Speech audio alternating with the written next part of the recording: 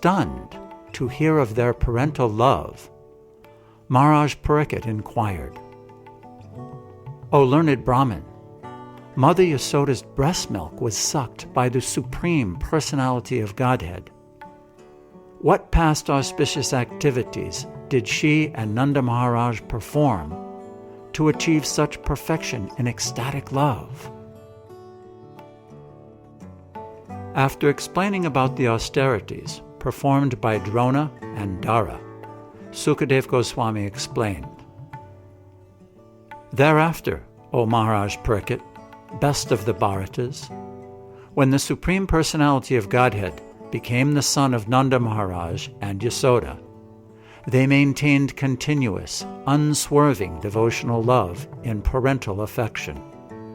And in their association, all the other inhabitants of Vrindavan, the Gopas and Gopis, developed the culture of Krishna Bhakti." Sukadev Goswami further described, "O Maharaj Parikshit, best of the Kurus, Nanda Maharaj was very liberal and simple. He immediately took his son Krishna on his lap, as if Krishna had returned from death, and by formally smelling his son's head, Nanda Maharaj undoubtedly enjoyed transcendental bliss." Because of Mother Yasoda's hard labor, her whole body became covered with perspiration, and the flowers and comb were falling from her hair.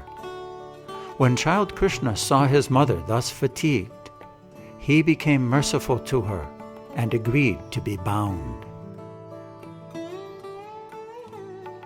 Neither Lord Brahma, nor Lord Shiva, nor even the goddess of fortune, who is always the better half of the Supreme Lord, can obtain from the Supreme Personality of Godhead, the deliverer of this material world, such mercy as was received by Mother Yasoda.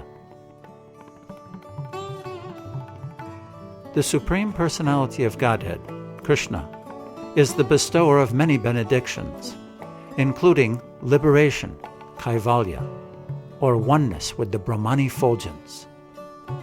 For that Supreme Personality of Godhead, the gopis always felt maternal love, and Krishna sucked their breasts with full satisfaction.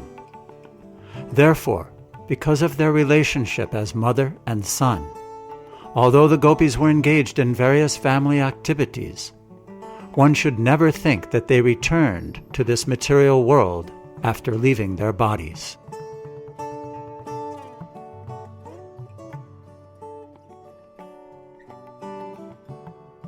In the evening, Krishna and Balaram, along with the boys and cows, returned to Vrindavan playing their flutes.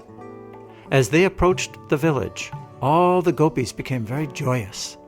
Throughout the day, the gopis used to think of Krishna while he was in the forest, and in his absence they were considering one moment to be like 12 years. The gopis' mind and intelligence became absorbed in thoughts of Krishna. They all imitated the activities of Krishna and his speeches.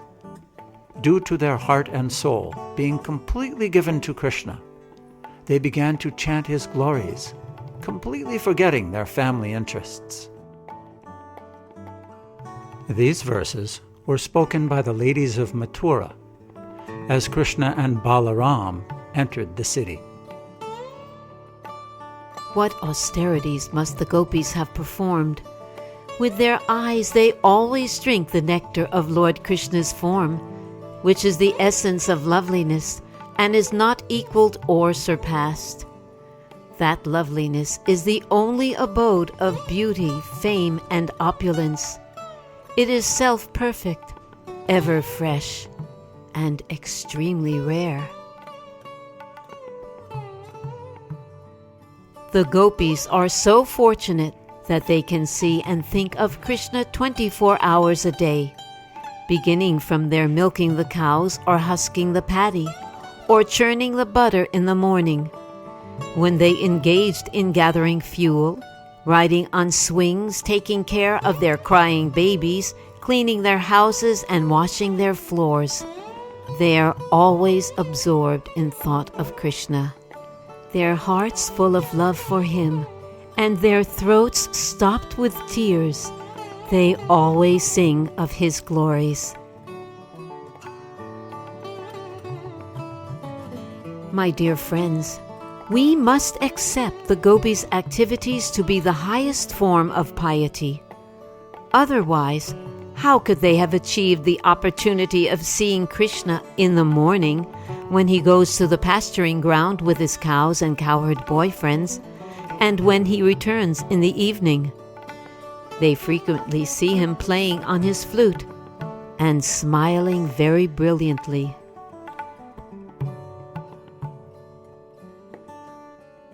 I am not able to repay my debt for your spotless service even within a lifetime of Brahma. Your connection with me is beyond reproach. You have worshipped me, cutting off all domestic ties, which are difficult to break. Therefore, please let your own glorious deeds be your compensation. My dear, gentle friend, Uddhava, please go immediately to Vrindavan and try to pacify my father and mother, Nanda Maharaj and Yasoda Devi, and the gopis. They are very much grief-stricken, as if suffering from great ailments. Go and give them a message. I hope their ailments will be partially relieved. The gopis are always absorbed in thoughts of me.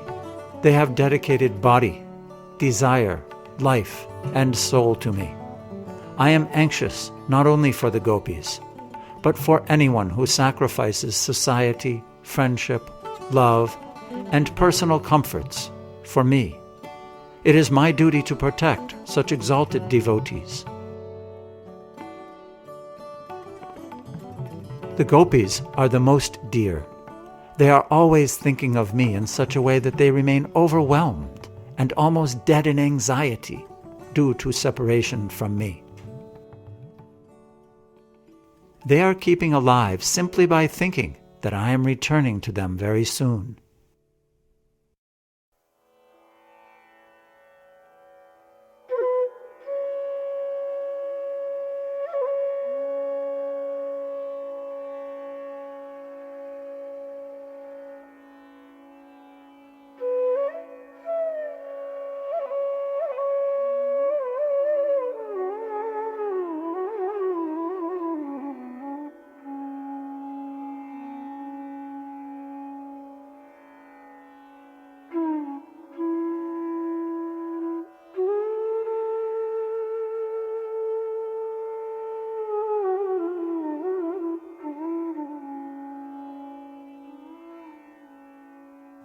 When Akrura took Balaram and myself to Mathura, the gopis, their hearts full of love for me, became overcome with the pain of separation. They could not see happiness anywhere.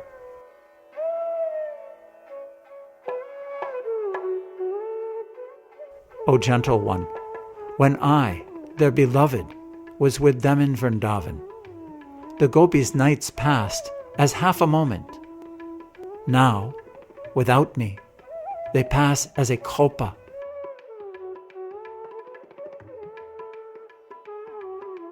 Their hearts tied to me, the gopis were not aware even of their own selves. They became like sages, absorbed in meditation and unaware of the world of material names and forms, or like rivers that have entered the ocean. Desiring me as their paramour, and unaware of my true nature, hundreds and thousands of gopis attained me, the Supreme Personality of Godhead. Among all the living entities who have accepted this human form of life, the gopis are super excellently successful in their mission. Their thought is thoroughly absorbed in the lotus feet of Krishna. Great sages and saintly persons are also trying to be absorbed in meditation upon the lotus feet of Krishna, who is Mukunda himself, the giver of liberation. But the gopis, having lovingly accepted the Lord, are automatically accustomed to this habit. They do not depend on any yogic practice. The conclusion of that one who has attained the gopis' condition of life does not have to take birth as Lord Brahma, or be born in a Brahmin family, or be initiated as a Brahmin. The gopis were not born of any highly cultured family. They were born of cowherd men, and yet they developed the highest love of Krishna. For self-realization or God realization, there is no need to take birth in a high family. The only thing needed is ecstatic development of love of God. In achieving perfection in Krishna consciousness, no other qualification is required than to be constantly engaged in the loving service of Krishna. Krishna is the supreme nectar, the reservoir of all pleasure.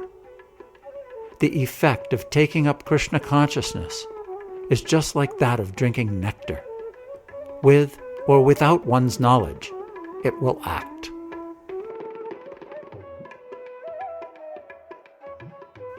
When Lord Sri Krishna was dancing with the gopis in the Ras Leela, the gopis were embraced by the arms of the Lord. This transcendental favor was never bestowed upon the goddess of fortune or other consorts in the spiritual world. Indeed, never was such a thing even imagined by the most beautiful girls in the heavenly planets, whose bodily luster and aroma resembled a lotus flower. And what to speak of worldly women, who are very beautiful according to material estimation.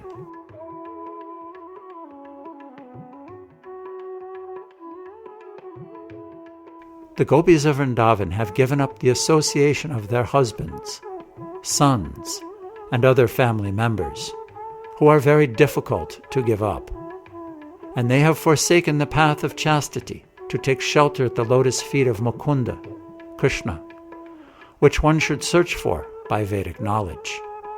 Oh, let me be fortunate enough to be one of the bushes, creepers, or herbs in Vrindavan, because the gopis trample them and bless them with the dust of their lotus feet.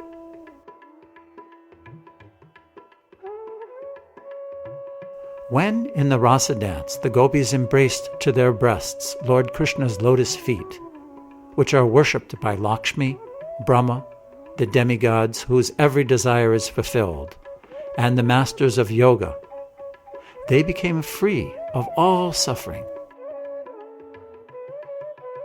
I constantly pray to be honored by the dust of the gopis' lotus feet. The gopis' chanting of the transcendental pastimes of Lord Krishna has become celebrated all over the three worlds. My dear gopis, what auspicious activities must the flute have performed to enjoy the nectar of Krishna's lips independently, and leave only a taste for us gopis for whom the nectar is actually meant. The forefathers of the flute, the bamboo trees, shed tears of pleasure. His mother, the river on whose bank the bamboo was born, feels jubilation, and therefore her blooming lotus flowers are standing like hair on her body.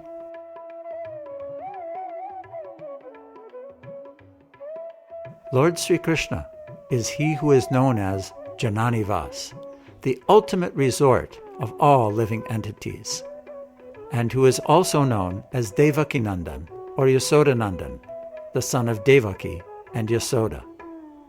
He is the guide of the Yadu dynasty, and with his mighty arms he kills everything inauspicious, as well as every man who is impious.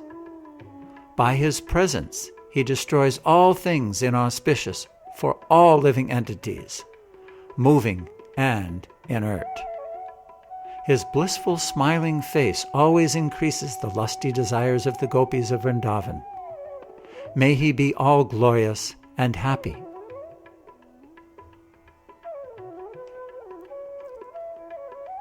Sri Janame Jaya said, "I have found the goal of life. I have found the goal of life. O my Lord, O my Guru, you have explained to me the confidential glory of Goloka." Sri Jaimini answered, O dear one, you have spoken the truth. Anyone who with devotion hears, chants, or remembers this story attains that supreme abode. Obeisances to the unlimited merciful Lord Sri Krishna, who is the son of the Gopis King, the Supreme Guru, who gives devotional service to the devotees, and who is very pleased by their service. Smara nibhrat nikunje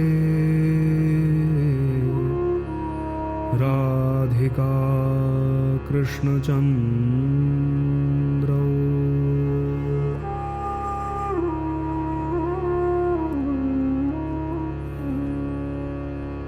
Shri Krishna Govind Hare Murare He Nath Narayan Vasudeva Shri Krishna Govind Hare Murare He Nath Narayan Vasudeva Jivve pe basva Amrit met deva Govind Damodar Madhaveti He Krishna He Yadav He Sakheti Govind Damodar Madhaveti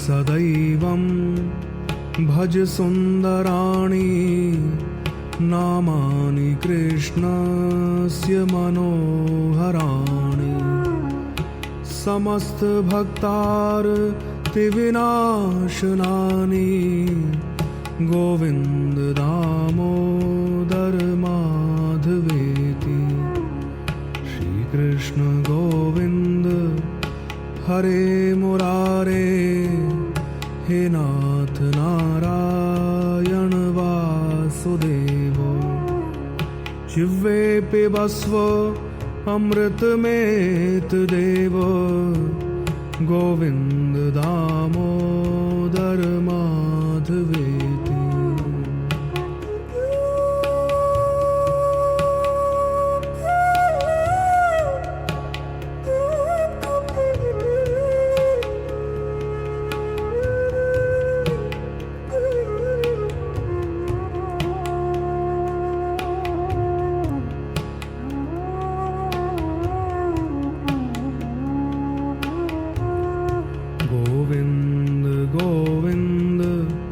Hare Murare Govind Govind Mukund Krishna Govind Govind Rathang Pane Govind Damodar Madhaveti Shri Krishna Govind Hare Murare He Nath Narayan Vasudeva Jivve pe basva Amrit met deva Govind Damodar Madhaveti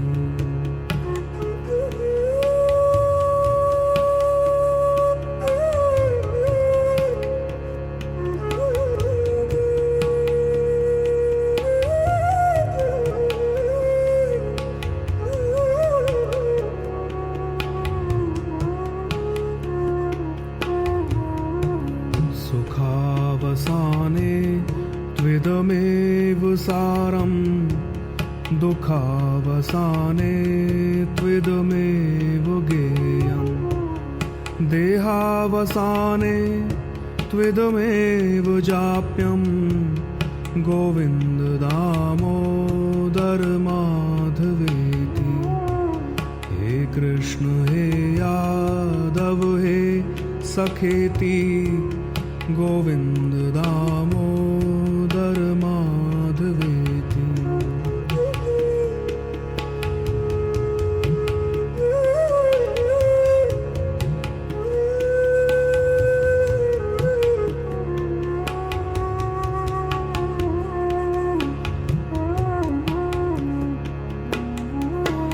Shrikrishna Radha were Gokulesh Gopal Govardhannath Vishnu जिह्वे पिबस्व अमृतमेत Dev Govind Damodar माधवेति।